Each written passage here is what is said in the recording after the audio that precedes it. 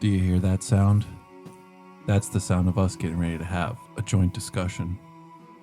Welcome back to another episode of Joint Discussions. I'm James Mummer. I'm here with the beautiful Lauren tonight. Lauren, what you drinking?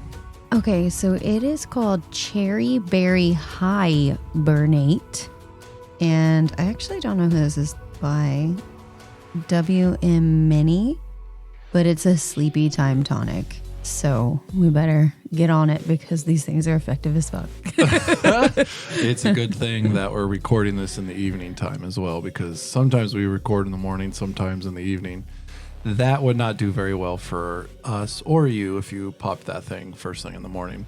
I have tonight from a company called Crescent 9. It's a raspberry lime THC seltzer. What's the difference in the milligram, baby? Yours says 10 milligrams. How much of it do you think I will drink? I would say half at most. At most, yeah. Probably more like a quarter. And I'm going to end up drinking this whole can. It's only 12 ounces.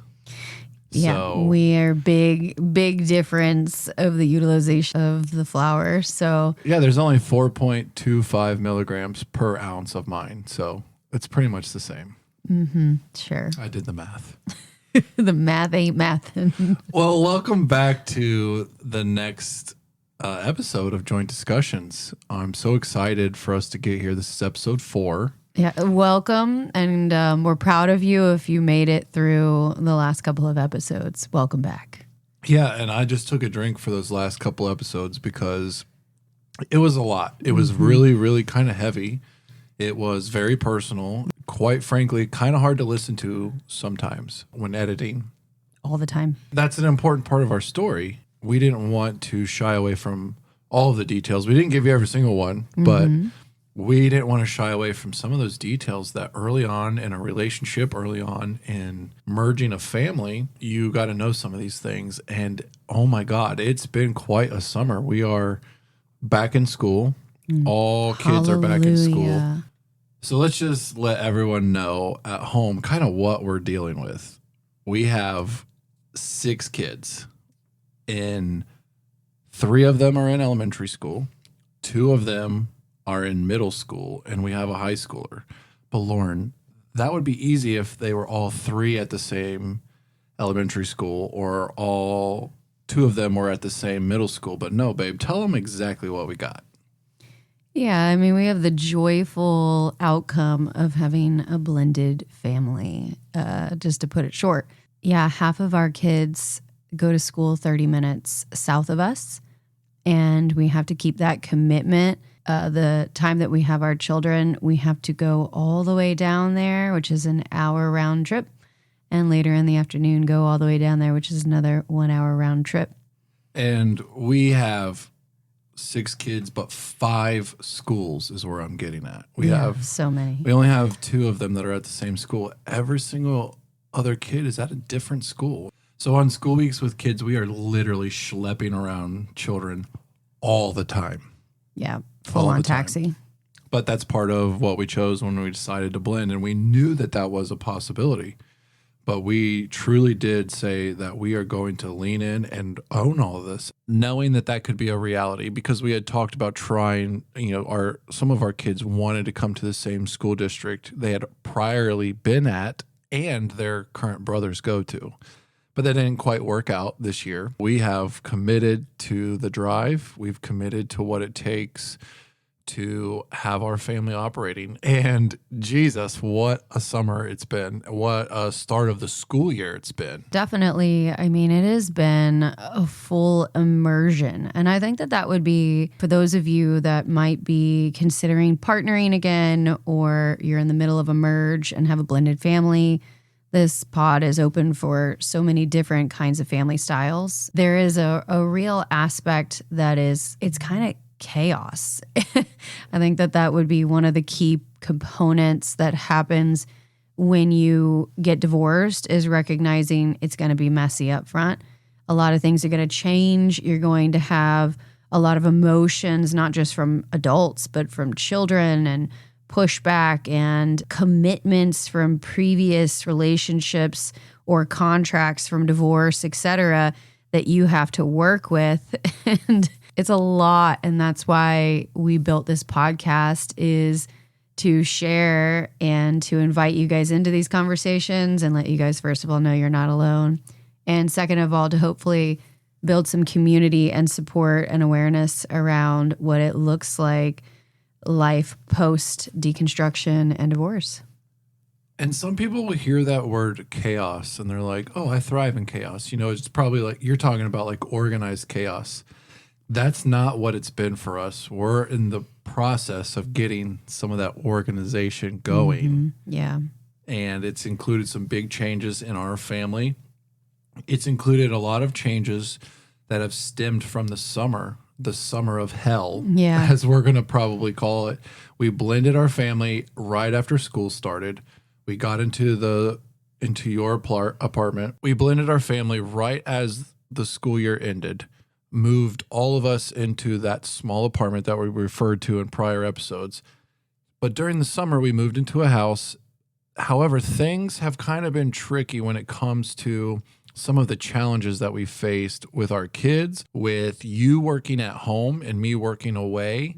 And on non-kid weeks, it's nice and quiet for you to work. However, during the week, especially in the summer, it has not been the same. We both knew a lot of sacrifices were going to be made. We both knew who was probably going to be making more income and how we were going to work together to make that work. But what we did not perceive is how it might be difficult to get any of these things done when they're all at home and I work from home. Like, that was the one curveball that we probably should have considered, but we did not.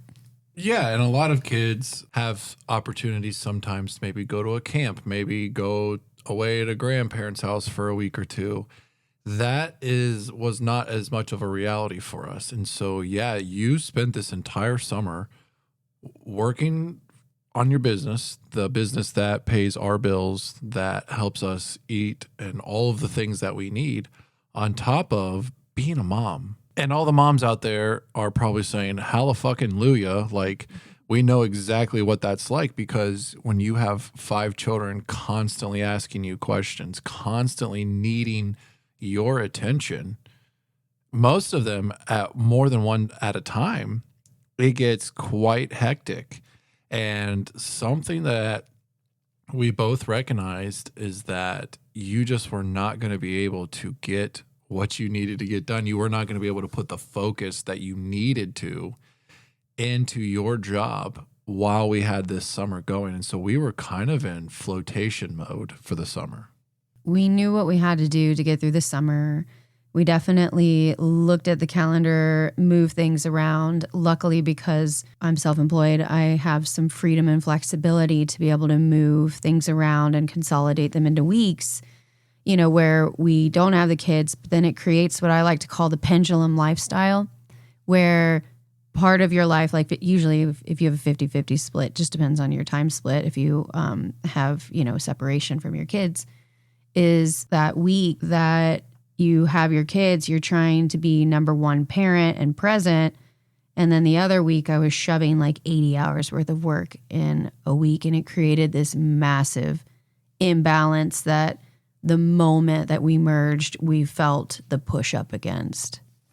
That's right. For me, working away from the home in an office that was 30 minutes away from our house was a struggle internally.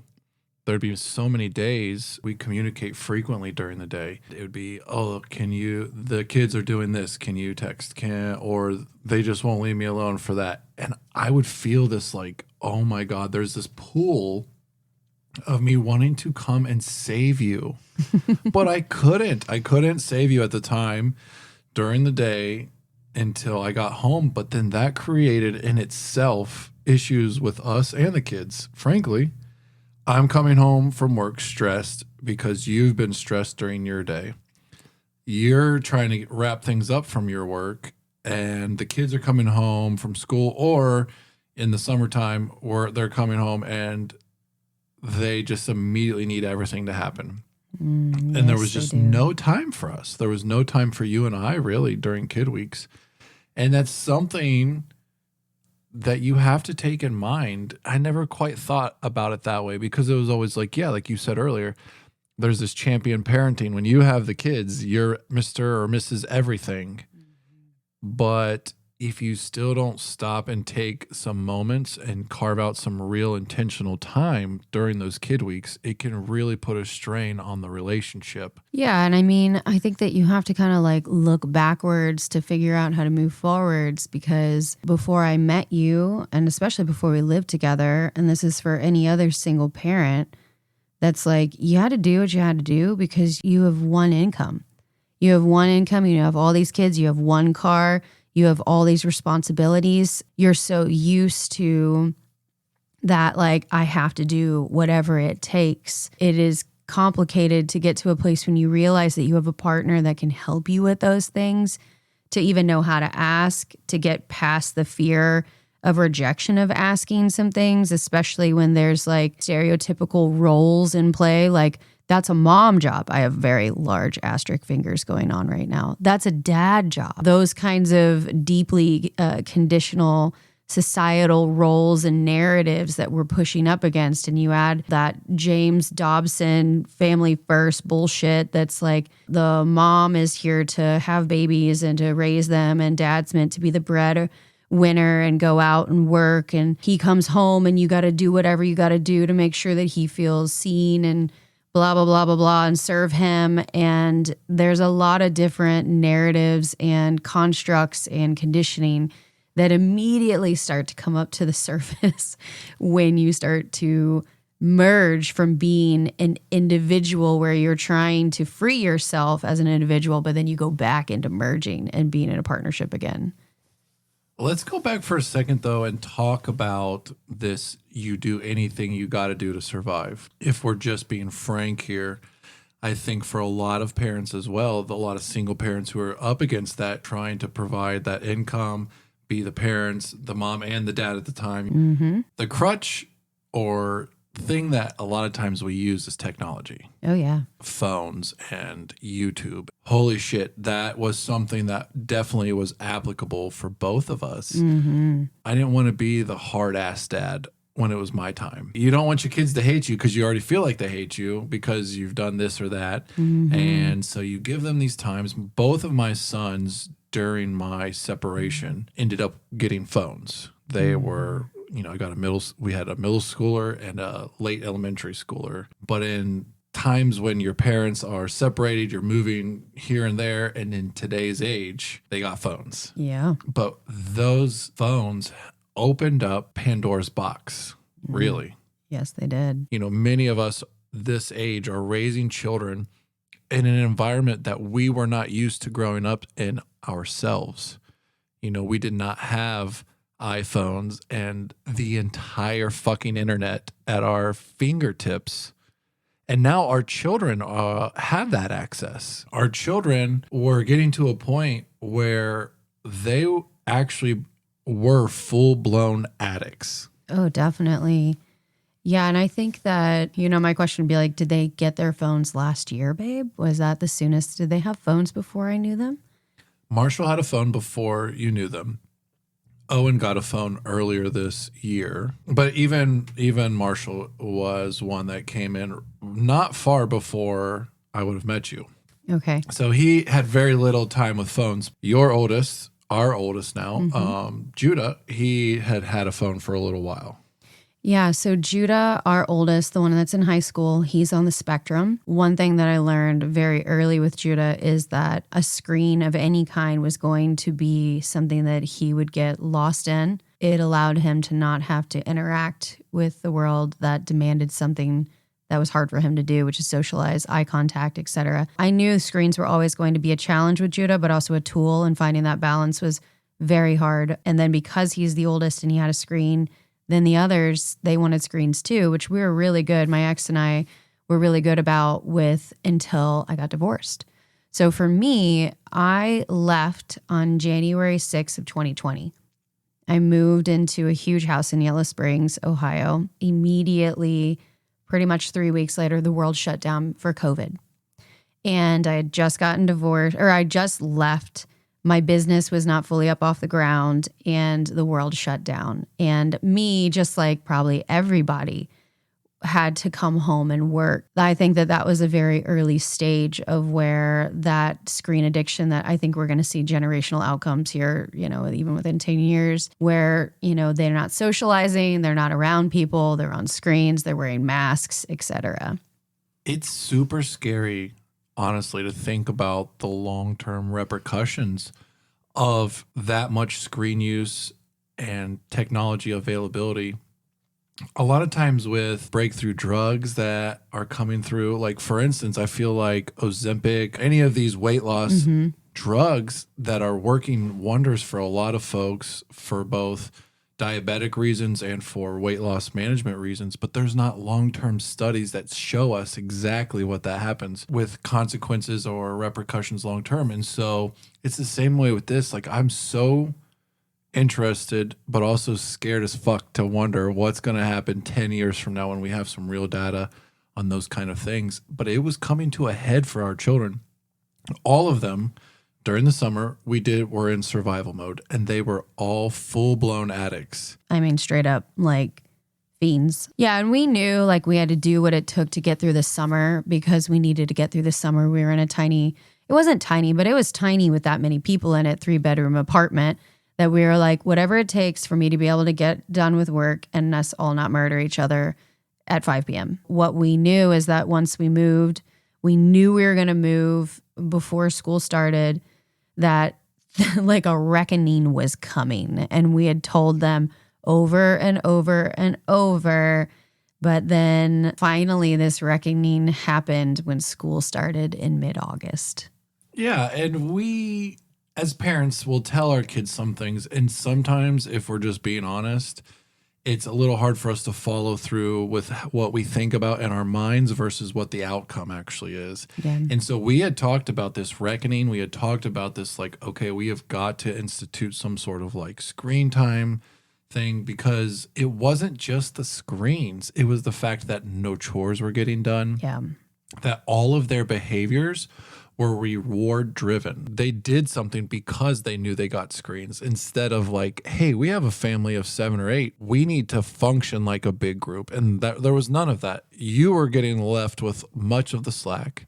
I was picking up the slack after work, but it left us just utterly exhausted at the end of the day. It left our tanks empty a lot of times. So we knew that we had to do something. It wasn't actually until just a few weeks ago when we had a situation at a sleepover of some of our kids, right? Tell them about it. A couple of weeks ago, 2 of our kids, one's in middle school, had a sleepover with one of their friends. I came over to get them in the morning, and I was made aware that their friend had left the sleepover because he didn't have constant access to his phone, and he felt left out because they were so into their phone that they forgot that their friend was there at a sleepover, and then he ended up just leaving. That was one of their best friends, knew him for a while.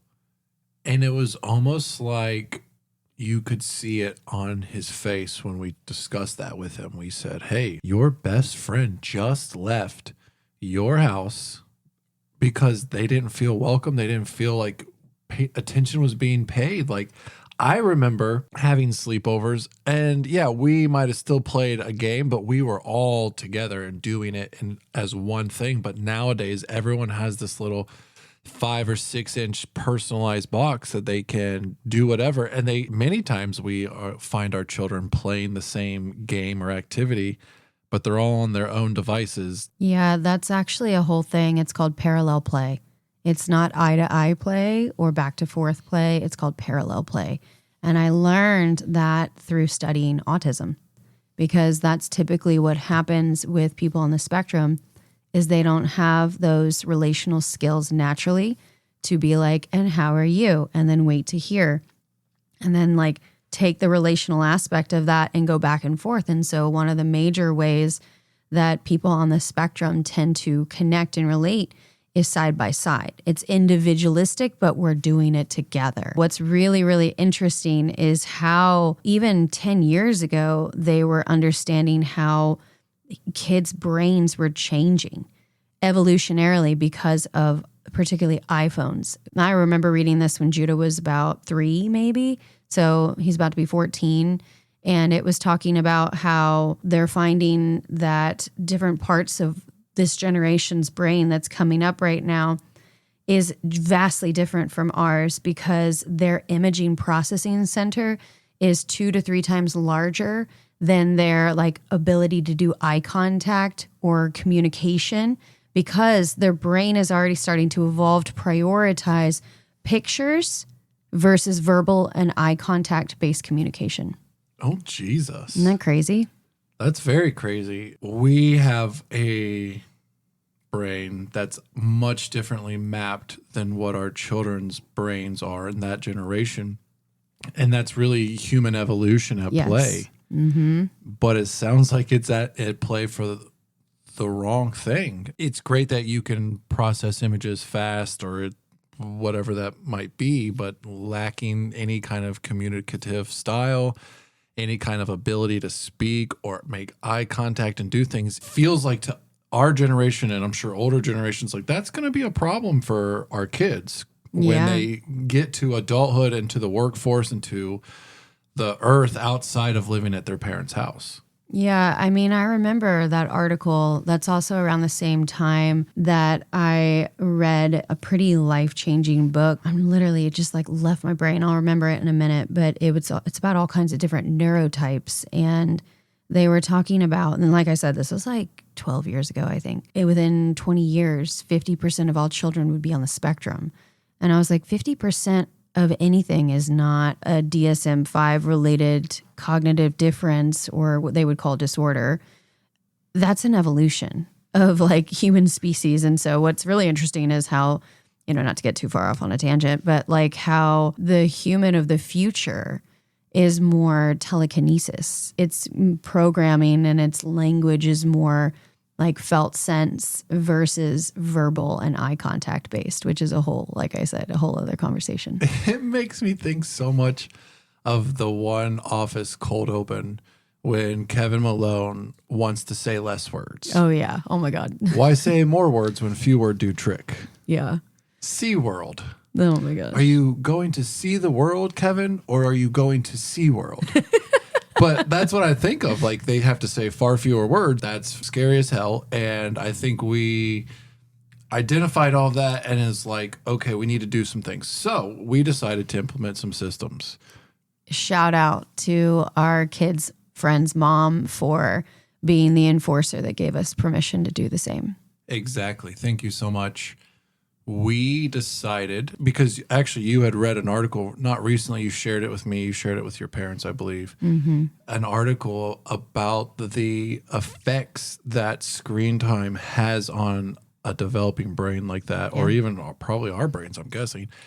And it's only 2 hours a day. Yeah. You start to see negative consequences to their mental health, anxiety, depression, self-confidence, all of those things. And that's fucking terrifying. Yeah, because I can't imagine, so I struggled with body dysmorphia, bulimia, and anorexia from the time that I was about 11 until I was like probably 24. Imagery drove a lot of that, like the aesthetic of people, especially like the heroin chic, Kate Moss kind of 90s era.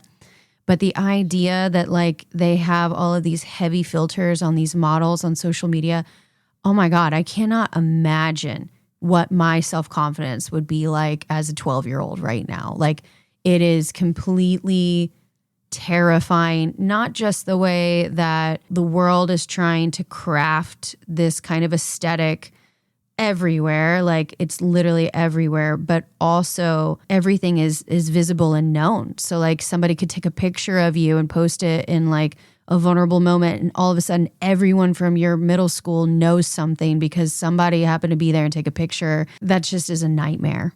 Everything's recording nowadays. I mean, shit, your doorbell, Your cameras everywhere. There's street cameras, people's phone cameras. Everything's recording something. Your audio, even. Like, it's insane. Your phone. Yeah, your phone. I mean, you ever get those times where you like say something out loud and then you're like maybe open up Facebook or something and you scroll and then there's a targeted ad that is specifically the thing you just talked about? That's because they're listening, babe. Like, it's actually proven at this point, and many lawsuits are in action. But it's scary. We wanted to finally put our foot in the ground. We had discussed it with some of our family meetings that we would have on Sunday, like, change is coming, boys. Like, it's going to happen. Then we get some blowback and we'd have to we'd kind of manage it in the moment. But also I felt like we kind of let some things go until finally we said, okay, it's it. Tell everybody kind of what we decided to fully implement for a week. I guess you would say Sunday through Thursday, they have a max total of 2 hours of screen time. So that's like in the morning when they ride the bus to school or, whatever. It's a max of that Sunday through Thursday. Friday is 3 hours. Saturday is 3 hours. And the one caveat that we made is that they would have access to their text messages and their phone calls so that they could stay in contact with friends. It's very tricky because you have middle schoolers, you have high schoolers, you have kids that want to constantly be in contact with their friends. So that was definitely something that we had to keep in mind. We can't just come and hammer down 2 hours of communication to the world a day and expect good things to happen. Allowing those text messages and those phone calls, which we're also finding out as we have relationships happening in the house. Oh my gosh. I do want to share with our listeners today, but before we get into all of that, for a moment about the backlash that I feel like has been coming up, not just since we made this enforcement this past week with them, but really over the last month. The moment that we started removing the screens, the more and more we were able to see the masked emotions and feelings that were underneath the surface that the screens were keeping them distracted from. That, in my opinion, has been the bigger piece of it all, is recognizing how truly dependent and helpless this growing up generation is because they're so addicted and they're so on their screens that they literally don't know what to do with themselves. They don't know. If you tell them to go outside, they literally just stand there and they're like, and do what? They don't know how to be outside. They don't know how to socialize. But the thing that stuck out the most to me when I knew, babe, we have to enforce this. We have to figure this out and we have to figure out how we're going to do this together and band together, is the way that they have absolutely no emotional resilience or the ability to regulate their emotions coming up in any way, shape, or form. Yeah, we've had meltdown on meltdown on meltdown throughout the summer. And there's so many factors at play, right? I mean, we were talking about a merge of families. We're talking about moving. We're talking about schools. Some of them feel new. So just the anxiety of coming back into school. We have emotions of a possible new partner in the mix. Exactly. We have those kind of things that are now resurfacing for some of the children. But what you said, there was no regulation whatsoever. So the minute that we took the phones away in the past few weeks, whether that was, okay, it's bedtime, like we said that phones come up at this time, and that's when all the meltdowns happened. Oh my gosh. And it was terrifying to watch. We have some kids that just need to be dealt with a little bit differently, but it wasn't just them melting down anymore. Yeah. Fully. It was an emotional meltdown. It was an attitude. We literally left a hotel. We literally were staying at a hotel and we left a hotel to come home for a meltdown that happened when the awareness hit because of a screen being removed at a certain amount, full on emotions coming up to the surface. And so it's just a really good reminder for us. All of our kids need therapy. We need therapy. Everybody needs therapy. Everybody needs therapy. Maybe that's just the easiest way to say it. If you're listening and you're not in therapy, you need it. Everybody needs therapy. Everybody needs therapy. It's something that I've learned as a partner, I'm needing to have a therapist for things that we don't necessarily shouldn't have to talk about, because those things I need to be able to work through on my own, just like you have your therapist for things that you need. We implemented this system this past week for the first time. We get to the day we're saying, okay, this is what's going to happen. And it was a week that had so many kind of emotions, kind of ups and downs. At the end of the week, I think when I look back at it, being that it was just last week, there was so many good things that happened that give me actual excitement that we might be onto something when it comes to reclaiming our children. Yeah. One of my peak moments was watching two of our kids twerk, watching the Friday night baseball game in Brazil. So yeah, that was like such a funny, and like they weren't on their phones. They were able to be present. Well, they were engaged with us. They watched a football game, which normally, I mean, we have two kids in football, and it was those two kids by chance, but they weren't really interested in football while they had the ability to play video games. So we take a little bit of that away, and suddenly they're dancing and they're just acting like kids. And it was so refreshing because we didn't have to yell at anything. We didn't have to like try to correct something. We didn't have to really parent that much. We just got to enjoy the moment. And that's been so fleeting since we've merged. And you feel that too, where we can just enjoy our family as it is, because there's almost always been something going on. Like we've just never had a quiet event.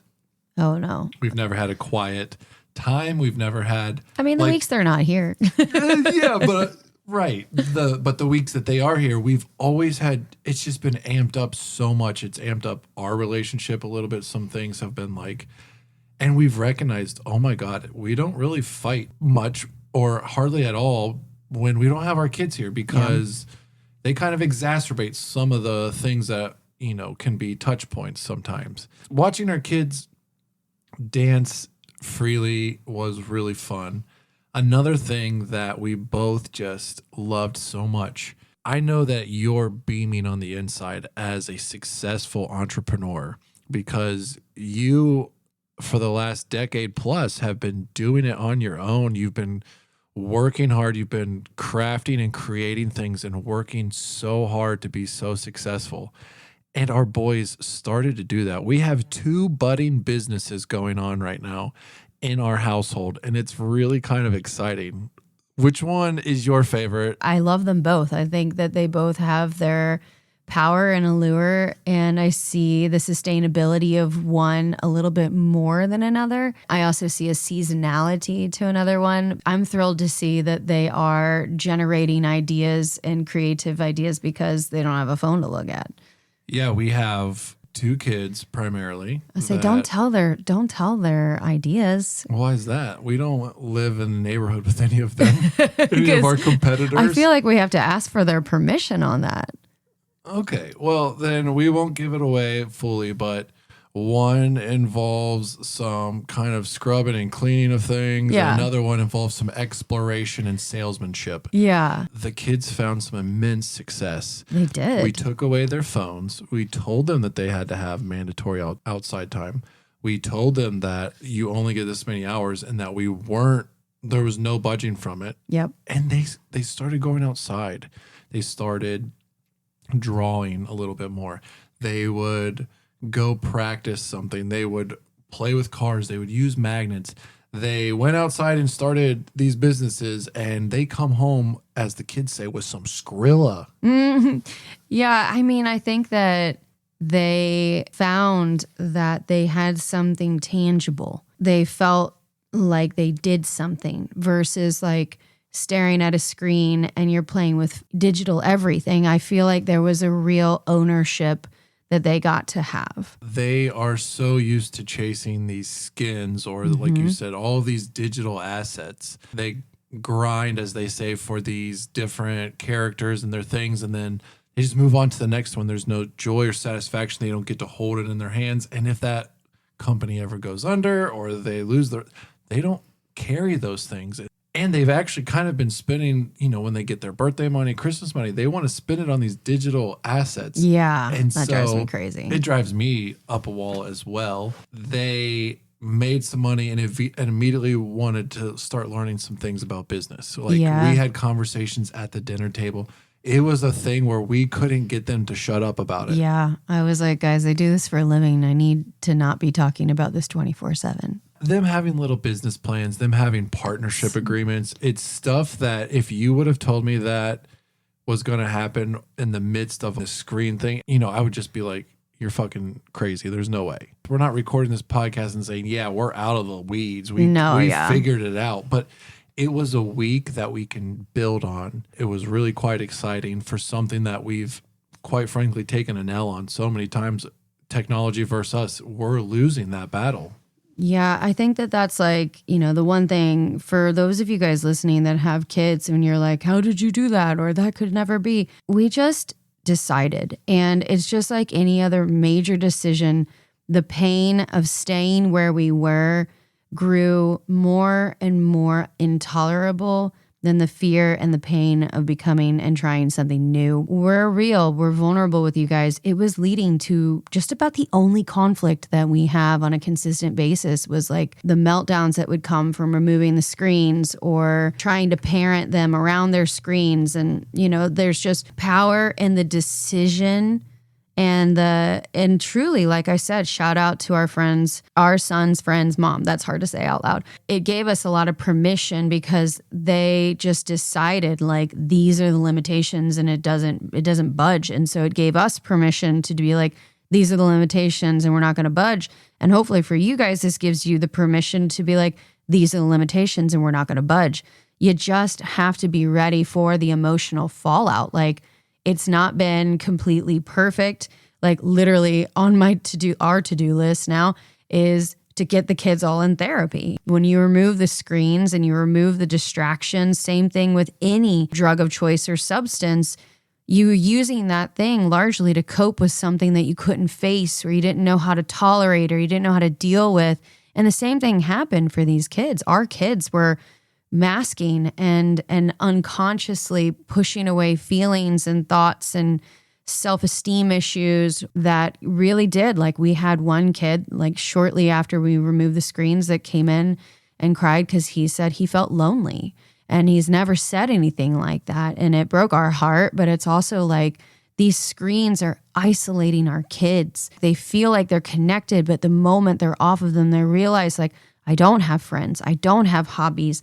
I don't know what I want to do. Like they keep them in this trance and this spell. And it became like something that we knew we needed to be able to be present for and committed to. But at the same time, it was triggering us because when we removed them, their feelings were coming up. And then we're like, these feelings are because of the choices that we made. The whole thing is truly like dealing with an addict that is coming off of a substance. You really do need to plan for 30 days before they're actually dry. There's going to be a lot of stuff that's going to come up. And then one of the other parts of this, we can talk about this another time, is that 50% of the time in my bio kids, they have absolutely no screen limitations or restrictions or expectations. There's a couple of good points that I want to like answer to there.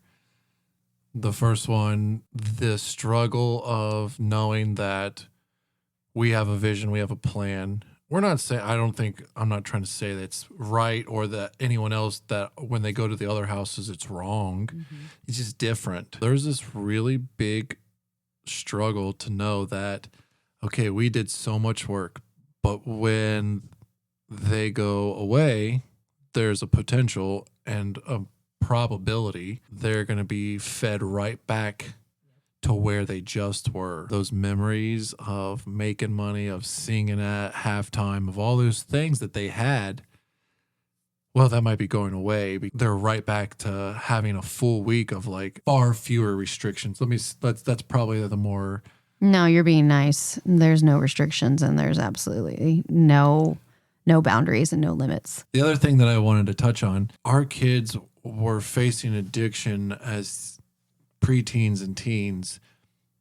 There's this sense as a parent where you're like, it's not too late. It's not too late for us to try to recover them. The last thing that you and I want to do, because we've talked about it when we were first dating, we continue to talk about what our vision and our morals and our family casting looks like. We are not going to raise men that are emotionally unavailable, don't know how to handle their feelings, don't know how to talk about their feelings, don't know how to treat women. Like, there's so many things that screens were doing, and it's not just phones, it's video games, you know, PlayStations and computers and VR, which thankfully we kind of made a huge leap early on. We just said the VR can stay at your other parent's house. Yeah. It's not coming to this house.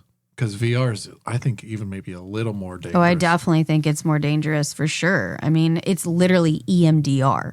Their eyes are darting back and forth with light. It's literally programming their brains like EMDR. It's wild. It's exciting for me and you to have some breakthrough. But it also is it's something that we are going to obviously come back with an update on, because we're in an off week now without the children. They're going to come back and we're going to see just how far we sank in to the skin, how far we got in underneath. For me, it feels like we might have only gotten to the surface, but sometimes if you go just below the surface, not even into the deep stuff, you're going to remember that. And some of those feelings, two of our kids had a $15 job and they walked away with $50. Yeah, I know. That's crazy. As a kid, you literally feel loaded. They still don't quite understand that our rent is like several X times that gas or food or these things. But hopefully that memory and the memory of finding all these different adventures that you're on, knowing that you just found some money that you have to convert with some work, will stick with them.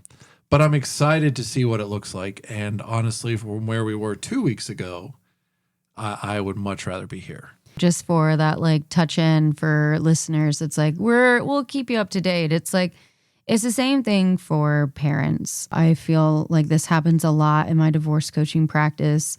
Is you're constantly having to deal with being the emotional safe haven of what it looks like to get all the emotional intensity that doesn't happen at the other parent's house land right on you. And also the one that has the rules and restrictions, you know, and then they don't have any at the other house, like how you have to deal with getting past that, like, early, 2 or 3 first days that you get there, and then they go back. And that is like, that's an endurance battle, my friends. That's not a short-term thing. That is something that you have to develop resilience around and strategy around, and know what battles to pick and what not. We will keep coming back to these conversations with you guys, because the nice way to kind of consolidate our time together is recognizing that it feels like the entrepreneurial bug has kind of hit our house in general. What would you say to that? There's no denying it. You are an entrepreneur in and out. You have been doing successful consulting, life coaching, other businesses for a decade plus, like I said, and our kids have got some of that bug.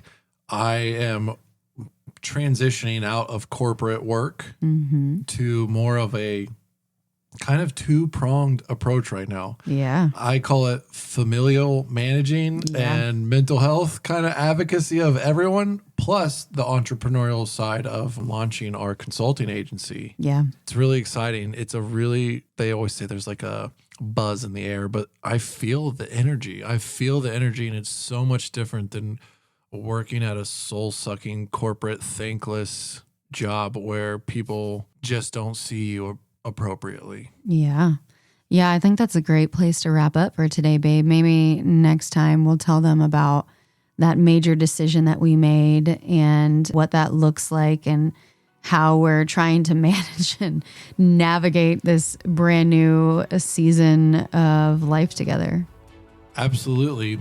Thank you so much for joining Joint Discussions today.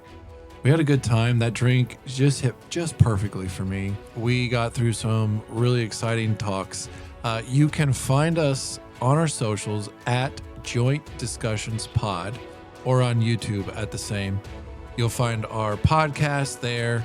We're working behind the scenes diligently to build and launch a Patreon community. So stay tuned for something like that, because we have so many more things that are planned for this podcast as we start to integrate video, as we start to integrate some other things here in the nearby future. We're so excited that you're joining us. Baby, I think you get to take it out. What did you say last time? Ciao?